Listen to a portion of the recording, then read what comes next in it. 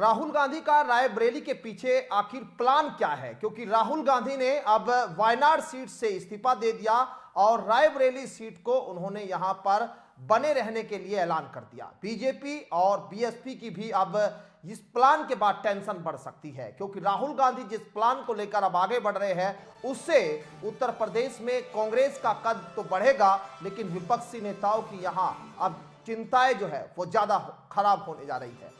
तो कहीं ना कहीं भारतीय राष्ट्रीय कांग्रेस के पूर्व अध्यक्ष राहुल गांधी ने यहां एक फैसला लिया। वह उत्तर प्रदेश के रायबरेली लोकसभा निर्वाचन क्षेत्र से सांसद बने रहेंगे। एक संक्षिप्त पत्रकार वार्ता में यहां पार्टी के राष्ट्रीय अध्यक्ष मल्लिकार्जुन खड़गे, महासचिव प्रियंका गांधी वाड्रा और सांसद राहुल गांधी की मौजूदगी में ये ऐलान भी हो गया। कांग्रेस संसदीय दल सीपीसी अध्यक्ष सोनिया गांधी, मल्लिकार्जुन खड़गे और महासचिव केसी वेणुगोपाल, प्रियंका और राहुल ने एक बैठक भी की। बैठक के बाद ऐलान किया गया कि राहुल के वायनाड संसदीय क्षेत्र खाली करने पर उनकी बहन प्रियंका वहां से चुनाव लड़ेगी।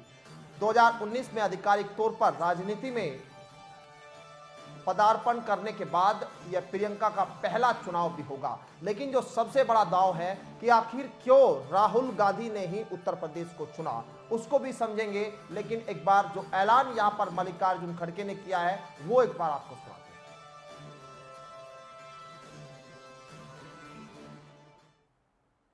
का भी कहना है कि पार्टी के लिए ये अच्छा होगा कि रायबरेली सीट वो रिटेन करे, और इससे महत्वपूर्ण जो है, जो वायनाड सीट पे वो लड़े हैं वहाँ के लोगों का प्यार भी उनको मिला है।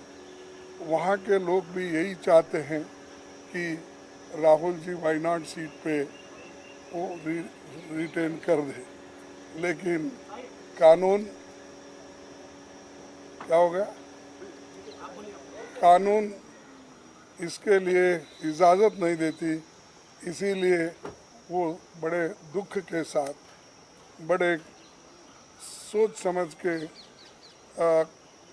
हमने ये तय करा कि वायनाड से खाली सीट पे प्रियंका जी लड़ना चाहिए, और इसीलिए हम पार्टी के ओर से और मेरे ओर से उनको धन्यवाद देता हूँ कि हमारी बात को उन्होंने रखी है और माना है दोनों ने।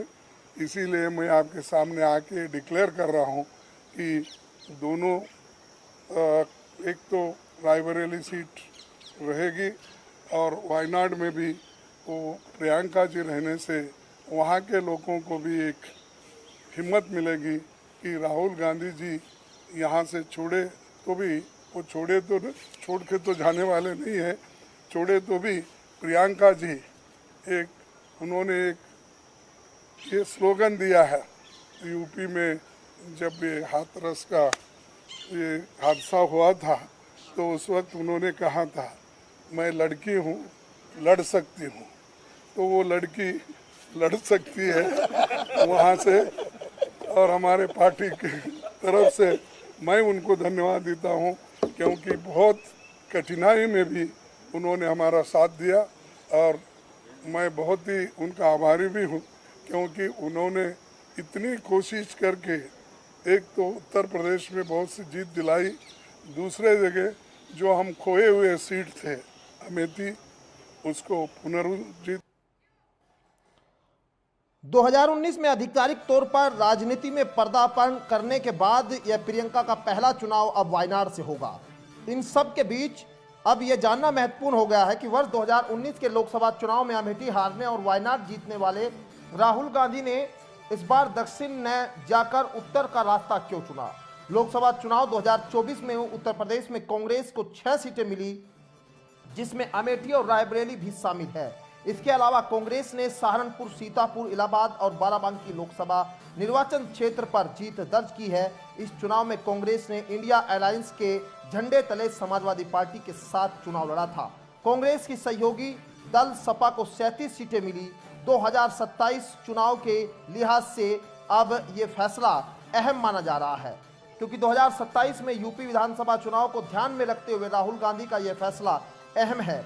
रायबरेली चुनने के बाद एक निजी चैनल से वार्ता में राहुल गांधी ने यूपी में सफलता का जिक्र करते हुए कहा कि उत्तर प्रदेश का जो रिजल्ट आया है उसने देश की राजनीति बदली है। पहले तो नफरत की राजनीति हो रही थी, उसका जवाब यूपी की जनता ने दिया है। बीजेपी का अयोध्या में हारना एक सीधा मैसेज है कि जो नफरत उन्होंने फैलाई उसका जवाब यूपी और देश की जनता ने दिया है। राहुल ने कहा कि अब लड़ाई यूपी में होगी, चुनाव आ रहे हैं, यूपी में हमारा गठबंधन मजबूत है, हमें लगता है कि यूपी में हमारा बहुत अच्छा प्रदर्शन होगा।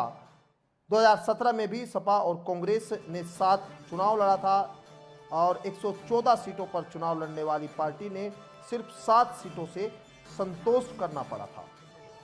2022 के विधानसभा चुनाव में तो हाल बुरा हुआ और पार्टी सिर्फ 2 सीटें जीत पाई, जबकि खुद महासचिव प्रियंका गांधी ने कमाल संभाली थी।